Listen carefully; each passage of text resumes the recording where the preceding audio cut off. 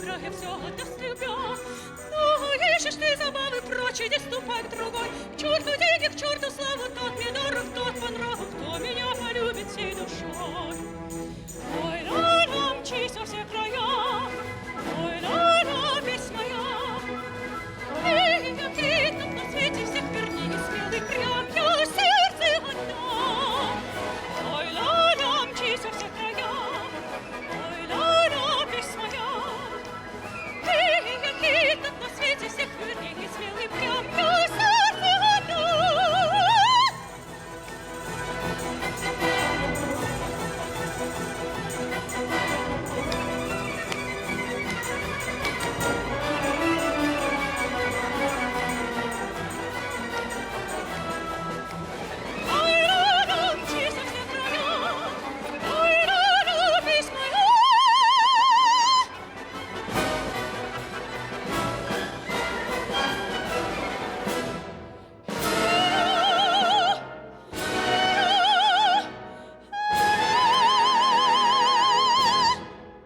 Браво, браво, браво! Здравствуйте, дорогие телезрители! Вот так необычно мы начинаем наш утренний эфир. Приветствуем вас в этой студии. Вот так необычно мы начинаем нашу программу.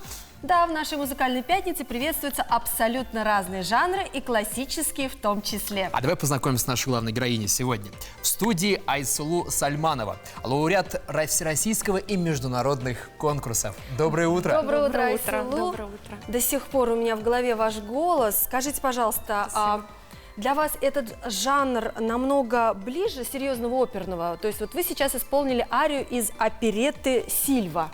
Дело в том, что я не могу сказать, что оперетта – это несерьезный жанр. Публикой, да, он воспринимается более легко.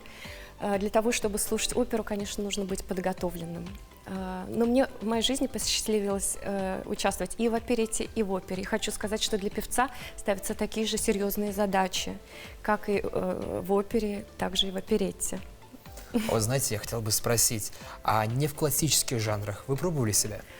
Ну, для меня лично ближе, конечно, все-таки классический жанр, так как я из семьи музыкантов, из детства я впитала именно классическое искусство. Я выросла, можно сказать, в консерватории. Консерватория – это мой второй дом. То есть музыка для вас – это жизнь? Конечно, музыка для меня все. Я хочу сказать, что музыка – это уникальный язык. Ведь понятен он многим. Да, понятен он всем, на самом деле, путешествуя и часто исполняя, например, татарские романсы. Люди, не зная татарского языка, очень проникаются к мелодии татарской. Да, Кстати, Айсулу, вот на ТНВ сейчас идет проект, точнее акция «Мин-Татар». А вот вы считаете себя частью татарского народа? Ну, конечно. Естественно, так как я татарка, во-первых. А во-вторых, Татарстан уникален тем, что здесь так много разных национальностей, разных религий, и все мы друг друга уважаем, очень дружно живем. Я думаю, это самое такое замечательное, что есть в нашей республике.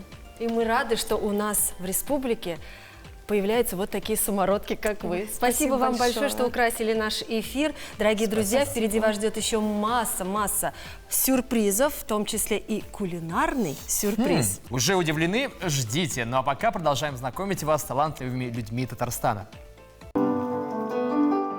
Чита Табаевых известна не только в Татарстане, но и за ее пределами. Салават Табаев – автор и исполнитель, композитор, гитарист, лауреат всероссийских и международных конкурсов.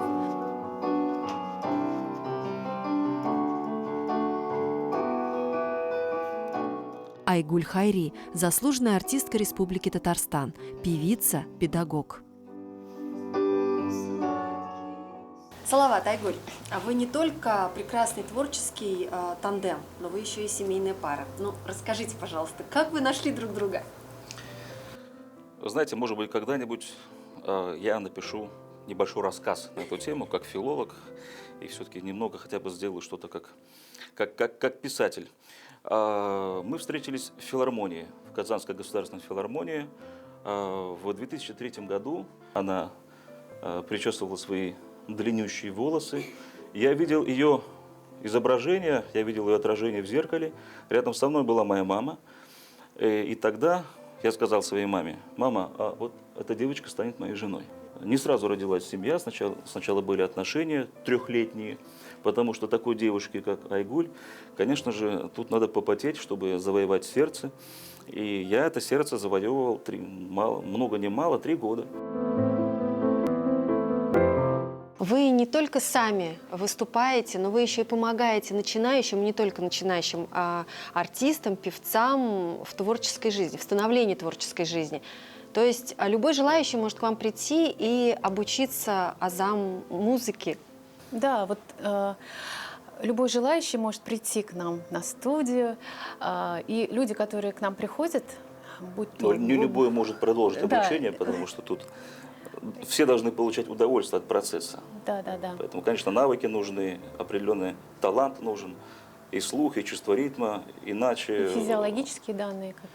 И люди, которые к нам приходят, будь то пожилой, будь то взрослый или же малыши, да. То есть вы от мала до велика Да. обучаете? Все они, как мне кажется, попадают в добрую, такую комфортную обстановку. И слов не хватит рассказать, как я тону в твоих глазах, так накрывает волнами. Стараемся прививать любовь к качественной музыке. Вот. В таком направлении мы работаем. Мы даже не работаем, мы просто получаем удовольствие от этого. А как вы считаете, есть ли будущее у татарской эстрады? Если смотреть на сегодняшнюю ситуацию, конечно, это очень печально. Я за это очень болею до слез. Просто, видите, любительская эстрада вытесняет профессиональную. Будущее у татарской эстрады, конечно, есть, не нужно смотреть так пессимистично. Главное не бояться. Главное, потому что страх, я считаю, это самое такое плохое качество в человеке, которое тормозит его абсолютно во всем. Что мы стараемся делать, это 3 составляющие. Это сохранить, это популяризировать и создать, сохранить национальное достояние в виде татарских народных песен, которые звучат все меньше и меньше. Создать что-то новое, вкусное на основе того фундамента, который был создан великими музыкантами. В вашей семье подрастает дочь и сыночек, и они уже, Джамиля уже пошла по вашим стопам, она уже поет, я знаю, что она и дома распевается вместе с вами. Расскажите, пожалуйста, о вашей поющей музыкальной семье. Джамиля поет все время, даже учеба отошла на второй поющая план. душа. Да. Она поет все время. Мы этому очень рады, лишь бы это приносило ей удовольствие и действительно душевную гармонию. Творческих вам успехов, и всегда с удовольствием буду наблюдать за вами. И пусть ваши дети тоже обязательно пойдут по вашим стопам и станут вам достойным продолжением. Спасибо. Спасибо. Спасибо большое. Внимание, гороскоп в нашей программе. И начнем мы с Овнов. Этот день отмечен гармонией, получением космической энергии и справедливостью. Вероятно, сегодня от вас потребуется принять важные решения. Несмотря на препятствия и трудности, вы сумеете преодолеть все ловушки неприятелей. Сны правдивы, ожидайте исполнения.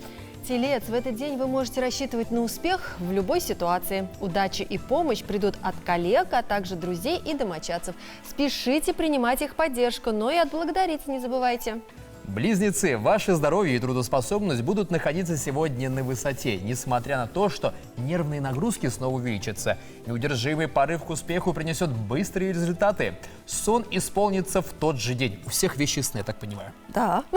Рак, в эту пятницу вы будете особенно рассудительны. Старайтесь использовать это для принятия важных решений. Сегодня день накопления полезной информации, но не стоит вступать в конфликты, сплетничать или проявлять эгоизм. Лев, у вас начался активный творческий день, наконец-то, который пройдет достаточно напряженно. Сегодня постарайтесь вести себя более сдержанно. Не увлекайтесь рискованными предложениями, избегайте случайных знакомств, не пускайте странные предприятия. Неожиданное известие может заставить вас пересмотреть намеченные планы. Я в шоке. Так, осторожно, все хорошо. Дева, не исключено, что именно сегодня начнется период, связанный с духовным ростом, определением приоритетов на будущее и умением правильно направлять свою энергию. Вероятен успех, который будет предопределен верной оценкой ситуации, умением устанавливать нужные связи и достигать цели с минимальными усилиями.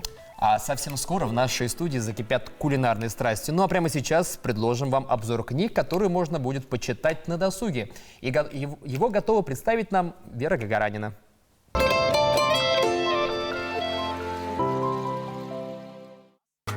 Виктория Токарева, жена поэта. Для меня имя Виктории Токаревой давно стало литературным брендом. Я думаю, не только для меня. Потому что это действительно замечательный писатель, который пишет про обычную жизнь, про обычных людей, рассказывает самые обычные ситуации. Но ты просто вот буквально примеряешь это все на себя и находишь это все в своей собственной жизни. Это просто настолько талантливо она умеет это подать, и настолько приятно это все читать, и ты понимаешь, что ты читаешь как будто бы про себя. Это просто великолепно. Я думаю, что таких писателей, как Виктория Токарева, совсем немного в нашей современной литературе. Вот эта книга, одна из последних, это сборник, называется она «Жена поэта». И здесь собраны несколько рассказов. Больше всего мне понравился первый рассказ, именно так он и называется, где рассказывается о талантливом писателе и о 3 его женах. Очень интересно все описано, очень хорошо выписаны характеры. Словом, это чтение, конечно же, для отдыха, но это интеллектуальное чтение. Иногда, время от времени, книжки Виктории Токаревой хочется перечитывать. Эмма Стоунакс, «Смотрители маяка». Я бы назвала этот роман атмосферным. Здесь главное настроение. Вот на этих страницах, когда вы будете читать, вы просто почувствуете, как будет меняться ваше настроение от того, как вы читаете это описание. Я считаю, что это просто замечательно, что только талантливый писатель может создать атмосферное произведение. Эмма Стоунакс смогла. Если вы любите романы и вообще книги об исчезновениях, о мистике, то эта книжка, конечно, будет для вас. Действие происходит в 1972 году на маяке. Маяк называется «Дева». Совершенно неожиданно 3 смотрителя исчезают, бесследно исчезают. Накрыт стол, на столе еда, она недоедена, дверь заперта изнутри, и все, никого нет. И никаких следов, и ничего не известно. Проходит 20 лет, и один писатель решил эту историю вспомнить, описать ее. Естественно, начинает собирать материал. И вот эта история начинает обрастать подробностями, деталями, не всегда приятными. Естественно, он встречается с женщинами, с которыми жили эти мужчины. И там тоже скрывается много всяких деталей, тоже не со всех приятных. И вот во всей этой истории жалко очень этих женщин, потому что они вынуждены снова погружаться в эту драму, трагедию даже, и вот купаться, что ли, вот в этих деталях, которые им тоже не всегда приятно вспоминать. Я хочу добавить, что этот роман написан на основе реальных событий. В 1900 году возле Шотландии произошла подобная история. Тоже 3 смотрителя маяка бесследно исчезли. И по сей день про них ничего не известно. Я хочу сказать, что вот эта книга, вот этот роман, это настоящее чтение, это хорошее литературное чтение. Это не чтение для отдыха там на потребу. Нет, здесь хороший язык, хороший перевод, хороший сюжет и идеи тоже замечательные. Эмма Стоунакс, «Смотрители маяка». А сейчас расскажем об истории этого дня. 15 октября. А в этот день, в 1917 году, на улице под руководством большевиков вышли на митинги солдаты Казанского гарнизона. В эти дни в городе начали активно формироваться отряды Красной армии. На ее сторону перешли 35 тысяч революционно настроенных солдат и более 3 тысяч рабочих. Интенсивная политическая работа велась и в татарских ротах 94-го и 95-го запасных полков.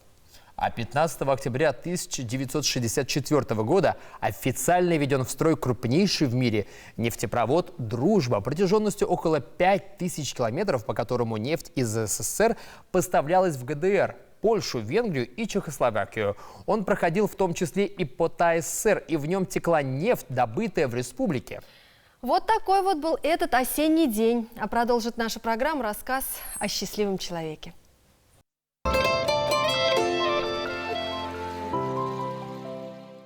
Никогда не поздно заняться любимым делом. И не стоит ничего бояться, так считает Флёра Галимова. Выйдя на пенсию, она решила посвятить себя творчеству и очень этому рада. школе я работала технологом, учителем, преподавала технологию у девочек, то есть труд.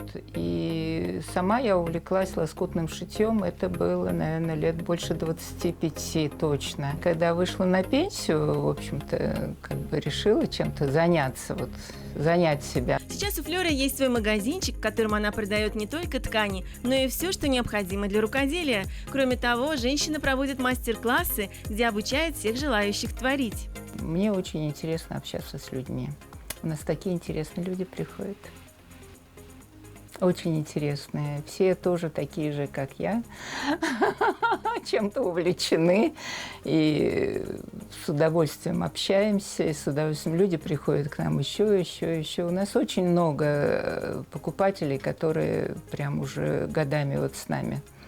Поэтому они помнят, как мы начинали и как сейчас, и поэтому мы дружим. А вот здесь рождаются те работы, которые в результате увидит посетитель. Это и покрывала, и картины, выполненные в различных техниках, и даже сумки. Сумки мне нравится шить, интересные всякие, разные. Пока у меня вот тут вот небольшая коллекция сумок сейчас здесь представлена. Органайзеры разного рода, в виде кошельков, в виде сумочек тех же маленьких, вот клатчи. И, в общем, разные-разные. А вот эта работа получилась очень автобиографичной. Здесь изображена атмосфера творчества, которая царит в ее мастерской. Работа не окончена. Как последние штрихи, в ней появляются различные предметы – нитки, катушки и даже код. Это и есть момент счастья – творить, мастерить и не останавливаться на достигнутом. Я нашла себя в этой жизни. Мне интересно, во всяком случае, жить. Интересно вот то, что я делаю, и наблюдать результаты, наблюдать отдачу. Потом, когда вот провожу мастер-классы, потом девочки, ну, девочками я называю всех, кто моложе меня. Вот, девочки мне присылают фото своих работ, я с удовольствием их рассматриваю, просто прихожу в восторг. Потому что, когда вот есть отдача, это самое то, что радует любого мастера. Безусловно, Флёра счастливый человек. Родные поддерживают ее в начинаниях, любимое дело приносит радость и ей, и окружающим. Что еще для счастья нужно? Только еще побольше идей.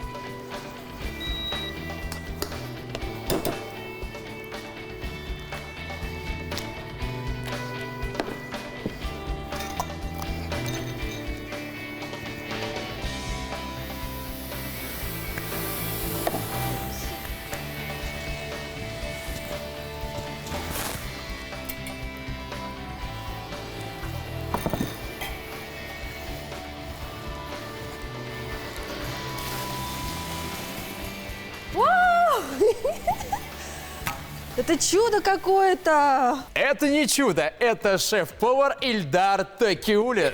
Доброе утро, Ильдар. Доброе утро, Соль. Какие Доброе утро, божественные Артур. ароматы доносятся. Что это вы тут такое натворили? А я даже вас угощу, то, что я приготовил. Тут все очень просто. Кстати, рецепт очень простой. Тут у нас фрукты, ягоды в карамели, немного корицы. Вот, для остроты добавил немного перчинки. Ну и, конечно же, для контраста с горячими фруктами будем подавать Мороженое. холодное мороженое. О, можно я вам помогу? У меня, кстати, знаешь, главный вопрос вертится на языке. Вот скажи, пожалуйста, Ильдар, вот как тебе пришла идея создать вообще такое шоу? Ну, если совсем углубиться в историю, вот, я когда-то начинал барменом, стоял у истоков флейринга, бармен и так далее. Вот, а потом открылся ресторан, меня затянуло в кулинарию, и я... Ой, не надо. Я осторожненько. Да, Нет, обрежешь кое-что, они смотри. настоящие. Меня затянуло в кулинарию просто-напросто, я влюбился в кухню, соответственно, стал шеф-поваром, а основная инструмент шеф-повара – это нож, да? Да. Вот, и как я недавно тоже сказал, если подкинуть нож и его поймать, это интересно, а если подкинуть несколько ножей и их поймать, это уже шоу. Давайте Вот, я не наверное, буду так. рисковать, подкидывать ножи, а можно Не я надо. что-нибудь тоже подкину? А можно лопатку? Лопатку. Например. Покажите. Так, давайте, держите. Давайте. Ну, самый простой. Вот так. Супер. Поймала, я не ожидала. Теперь попроще. Посложнее, вернее. Из-за спины. Извините, Давайте. если я только так могу. Отлично.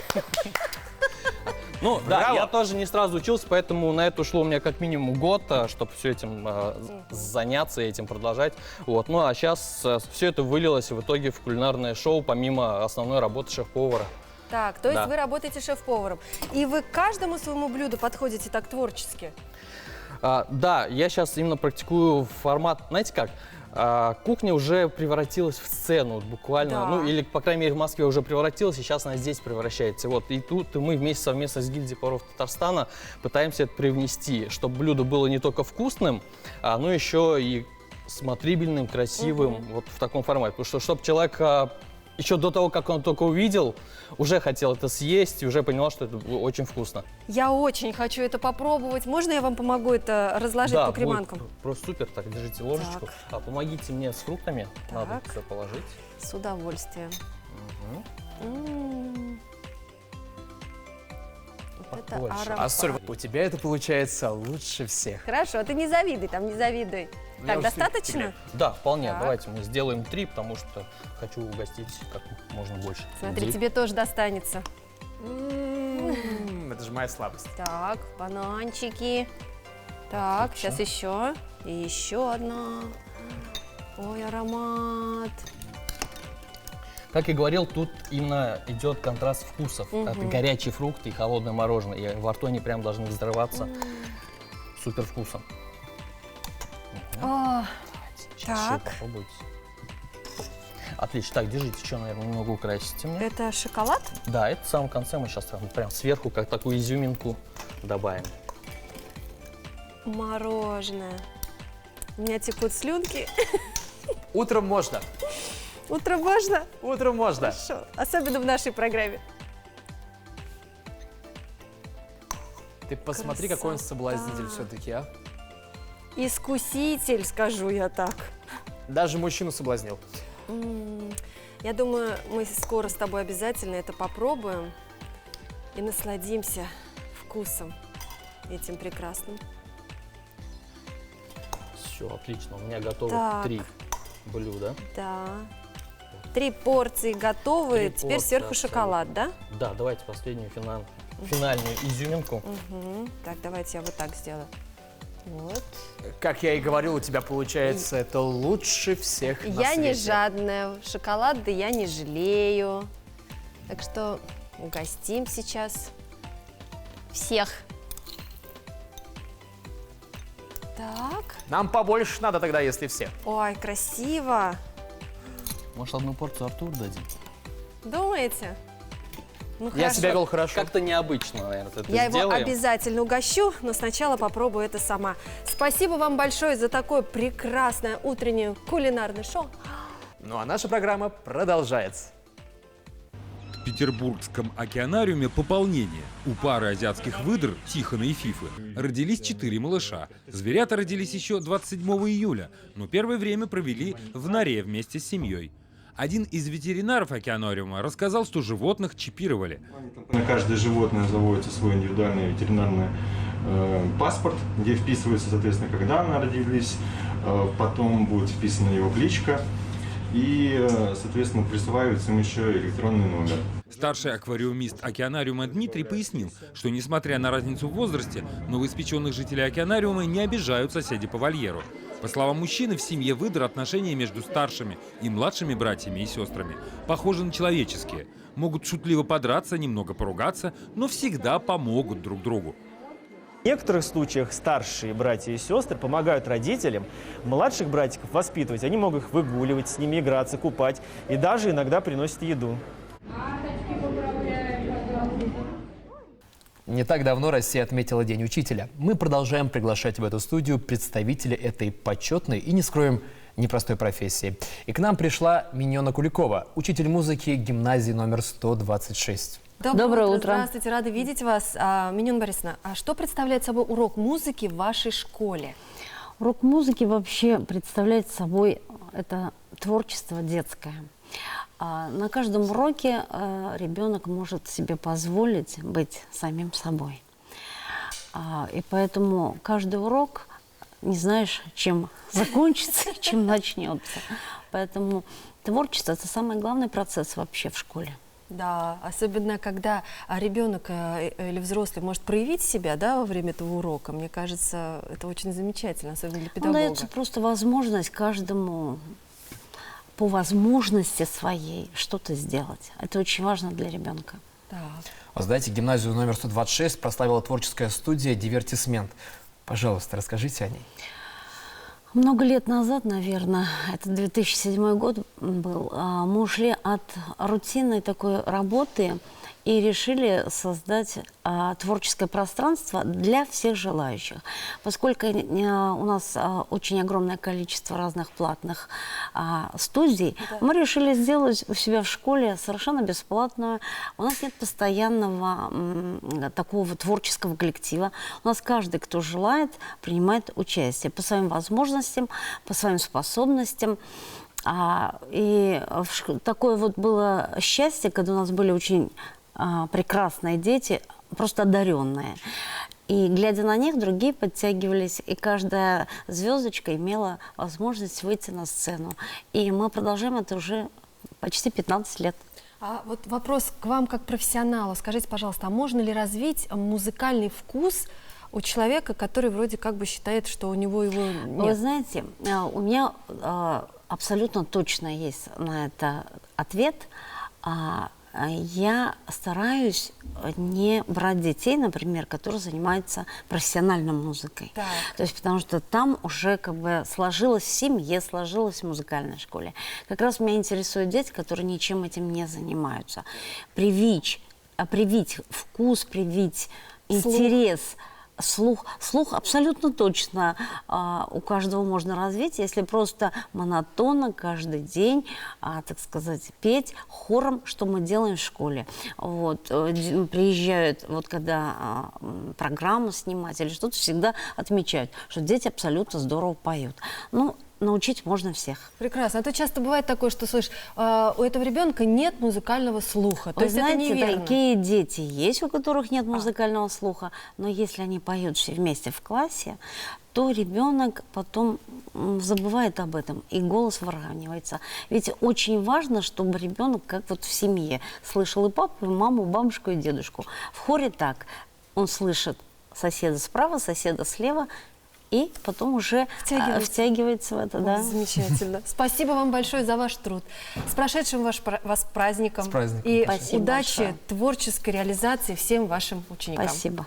А сейчас мы вам расскажем, какие события и какие мероприятия можно посетить не только в Казани, но и в Татарстане в эти дни.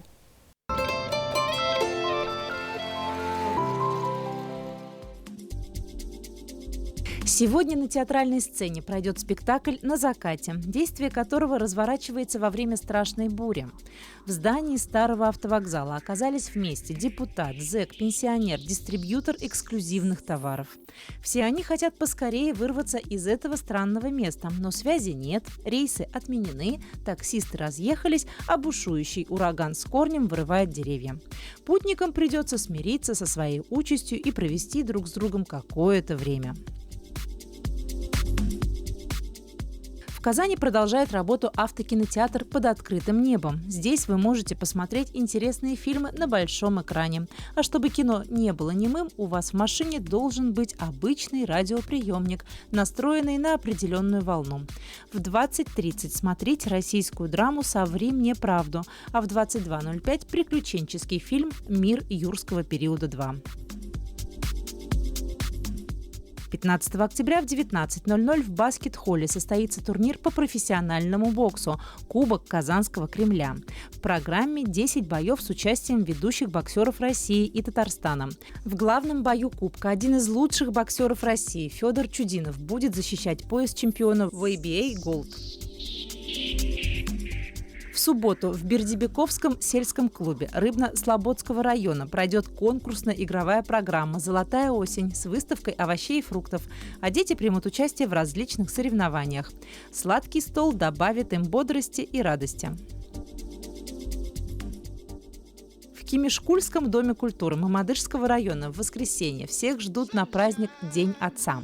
Любовь отца к детям имеет разные оттенки. Сына он учит уважать других и всегда постоять за себя. А дочь в лице папы находит нежного друга и самоотверженного защитника. В мероприятии примут участие семьи сельского поселения.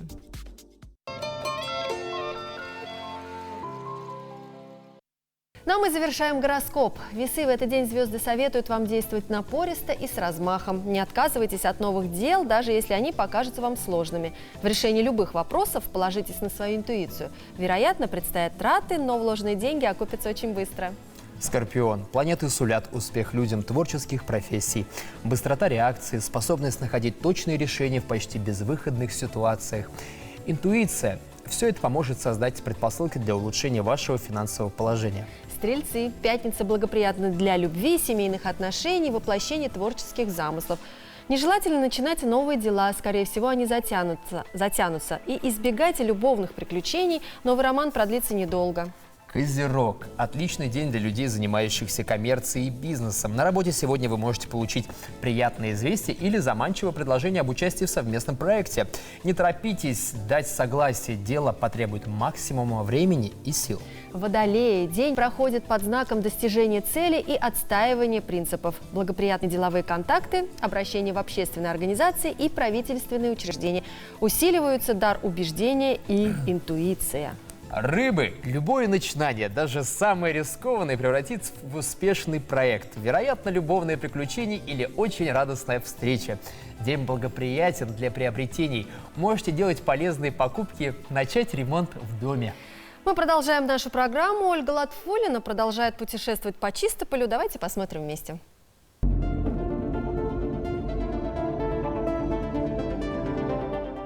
Чистополь – город, где что не локация, то история. Вот дом, где жил Пастернак. Сегодня здесь музей его памяти. Это 41-й год. Это 1941. Да. Угу. Получается, в 1941 году 3 июля был вторник. 1941 год был непростым для Бориса Пастернака. В 1941 он вместе с Союзом писателей был эвакуирован в Чистополь, хотя до последнего надеялся на то, что отправится на фронт военным корреспондентом. По утверждению историка Рафаила Хисамова, к тому моменту он уже потерял смысл жизни. Можно много рассказывать о том, что произошло в 1941 году, как он почти разошелся с женой. Причина была Марина Цветаева. Вот, и получилось так, что вот он, помогая ей, как бы, значит, усугублял отношения со своей женой Зинаидой Николаевной, которая реально боялась Цветаева, потому что у Цветаева был арестован муж, арестована дочь, а сестра уже давно находилась в лагере. И поэтому она ему говорила: что ты делаешь? Ты же можешь погубить и себя, и меня, и всех остальных, потому что ее не сегодня-завтра посадят. Ты понимаешь, ни в коем случае я ей не перестану помогать. Если я ей не помогу, кто же ей поможет? В Чистополе Борис Пастернак провел без малого 2 года. Здесь он снимал крохотную комнату рядом с кухней, неотапливаемую, самую удаленную. Холод был настолько сильным, что замерзали чернила, которыми он писал. Чтобы хоть как-то согреться, чтобы иметь возможность переводить произведения Шекспира, тогда это было одним из основных его трудов, он открывал дверь в кухню, где хозяйка за приготовлением еды слушала хит тех времен «У самовара я и моя Маша». Пластинка была заезженная до остервенения, что называется. Пастернак терпел, он был деликатнейший, воспитаннейший человек, поэтому терпел. Потом, значит, выходил сюда и говорил: Александра Малановна, ну сколько можно, я вам добуду хорошую музыку. И он сразу, буквально тут же побежал к Авдееву, у него была замечательная фонотека, и Авдеев ему, конечно, дал целую пачку, ну, что он дал, Рахманинов, Бетховен, Бах, Шопен. Естественно, он, предвкушая о том, что он поднимет ее музыкальный уровень, передал ей и говорит: вот теперь слушайте, и это не будет мне мешать. Дмитрий Дмитриевич Авдеев, земский доктор. С ним и с его сыновьями у Бориса Пастернака сложились дружеские отношения. Улица Ленина, Скорятинский сад, там дальше улица Карла Маркса. Именно по дорожке Скорятинского сада держал путь Борис Пастернак к дому земского врача Дмитрия Авдеева. Именно там проходили негласные встречи узкого круга писателей. Было это в годы Великой Отечественной войны.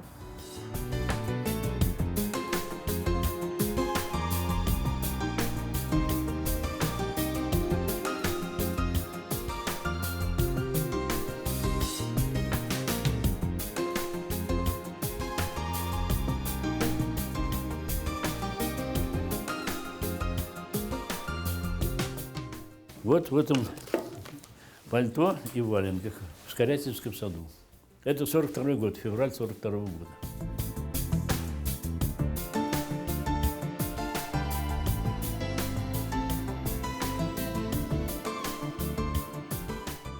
А это фото Дмитрия Авдеева. В экспозиции музея оно рядом с собранием сочинений Толстого. Книжки Борис Пастернак привез с собой в Чистополь. Неспроста. Они были лично знакомы. Маленького Бориса Лев Николаевич качал на руках. Толстой часто приходил в дом Пастернака. Леонид Пастернак, отец Бориса, иллюстрировал произведения Льва Толстого. Вот в воскресенье иллюстрировал его отец, кстати говоря. Вот. Поэтому эти иллюстрации заняли гран-при в течение 5 лет. К Борису Пастернаку тянулись люди. В нем привлекали воспитанность, интеллект, галантность, тактичность и огромное трудолюбие. Он перетрудил руку настолько, что правой рукой уже писать не мог. Ситуация была патовая, ему надо работать. И вот Валерий Дмитриевич Авдеев говорит: давайте я вам помогу. Вам проще будет левой рукой печатать на машинке, а правой просто поправлять вот эту каретку. Он принес эту «Континенталь», трофейная машинка, вот видите, такая вот. И вот Пастернак тщетно пытался 2 месяца научиться на этой машинке печатать. Так и не получилось, но зато он научился писать левой рукой. Вот такой талантливый, незаурядный, интересный, умный Борис Пастернак. Неспроста его имя несколько раз числилось в списке кандидатов на Нобелевскую премию. И в 1958 году ее Борису Пастернаку присудили, но не вручили. За, скорее всего, главный роман его творчества, тогда считавшийся антисоветским «Доктор Живаго». Замыслил его Борис Леонидович в Чистополе. Ну а сейчас мы встречаем наших утренних гостей. Это участники фестиваля работающей молодежи «Безнын Заман. Наше время». Фануза Гатаулина, еще она работает ведущим специалистом отдела межведомственного электронного взаимодействия и обработки информации АПВГК. И Динар Сибагатуллин, главный специалист отдела межведомственного электронного взаимодействия и обработки информации АПВГК. Доброе утро. Доброе утро. Скажите нам, пожалуйста, что же означает это АПВГК? Данная аббревиатура шифруется как автоматический пункт весового и габаритного контроля. Вот это да, серьезно звучит. Очень серьезно. И мне кажется, главный вопрос, который интересует всех телезрителей, вот когда вы успеваете совмещать работу и творчество? Скажите, пожалуйста. В основном у нас творчество после работы, выходные, то есть в любое такое свободное время. Так, Дело сделал, гуляй смело. Да, то есть после работы творчество помогает вам расслабиться и раскрыть в себе таланты. Ну, знаете, не только расслабиться, оно как-то придает некий прилив энергии творческой. Творчество же, оно же заряжает. Да. И заряжает не только во время репетиции, допустим, или тренировок, а еще даже есть остаточное явление, то, что ты приходишь домой как-то воодушевлен этим, то, что тебе предстоит участвовать в каком-то масштабном мероприятии. И вот это вот заряжает вот весь вот этот момент подготовки. То есть до конкурса ты заряжаешься, во время конкурса ты разгружаешься, потом Так. передышка, потом все по новой. Здорово. Я так понимаю, работа мотивирует на творчество, творчество наполняет, а дома домой ты приходишь просто воодушевленный. Я бы сказал, дополняет. Я хочу к вам Работа одно, устроиться. творчество это другое. Ну, Это это как-то оно дополняет, это совсем другие эмоции. Это вот на работе ты работаешь, монотонность, одно и то же. А творчество, оно как-то разбавляет, понимаете? Как-то на жизнь начинаешь смотреть совсем по-другому. Яркие краски. Хорошо, Яркие а как пришла идея принять участие в фестивале «Бездым Заман. Наше время»? Я начну с самого начала. Я участвую с первого года, то есть наша Да. команда участвует с 2017 года. У нас было совещание. Нас собрали и начали говорить про какое-то творчество. Еще никто же не понимает, что за творчество. И вот нам предложили то, что есть вот такой конкурс, и мы можем принять участие. Нам предложили номинации, и каждый добровольно выбрал то, что ему ближе, больше и интереснее. Я выбрал номинацию «Хореография». То есть вот с 2017 года, я то есть участвую, да. вы каждый раз готовитесь, да, хореографию вообще. Совершенно это же верно, удивительно. хореография. А расскажите, пожалуйста, о ваших успехах. Ну, В каких помимо конкурсах этого принимали участие, фестиваля. кроме «Бездны Заман»? Да. Лично я еще участвовал в республиканских конкурсах. Это «Кадровый резерв» и конкурс «Вверх». Там уже больше развитие личностное было, то есть лидерских качеств. Так, хорошо. Фануза, вы поете давно? Вообще пою с детства. Как бы это пение мое все, можно сказать. Работу, когда я выбирала работу, профессию, то есть я, несомненно, я смотрела именно творческую сторону, чтобы я могла совмещать. Это как бы вот неотъемлемая часть, чтобы я и работала, и одновременно занималась творчеством. А бывало такое, вот на работе вы сидите, работаете и начинаете петь. И все коллеги такие подпевают, задают ритм. Иди на сзади. Ну, если такая свободная минутка дается, да, обязательно.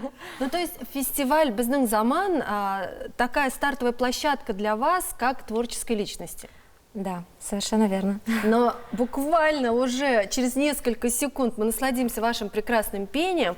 А сейчас мы хотим пожелать всем нашим телезрителям замечательного пятничного дня. Смотрите наши эфиры, пусть в душе у вас всегда светит солнце. Да, не забывайте петь, танцевать и радоваться каждому дню. Всем пока-пока. Артур Туманов. Ассоль Мухамедзянова. Мы вас любим. Пока!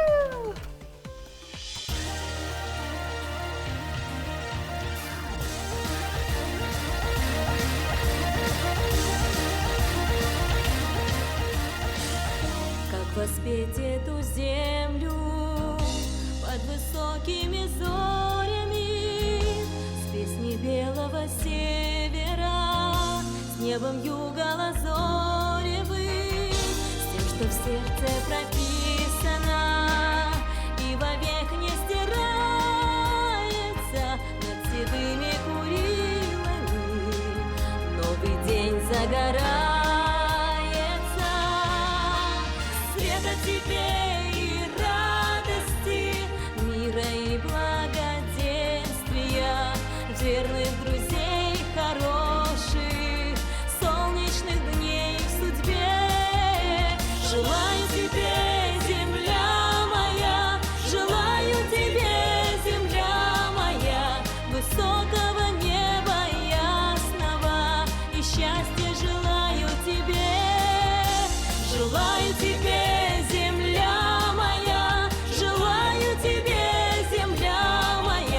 высокого неба ясного, и счастья желаю тебе.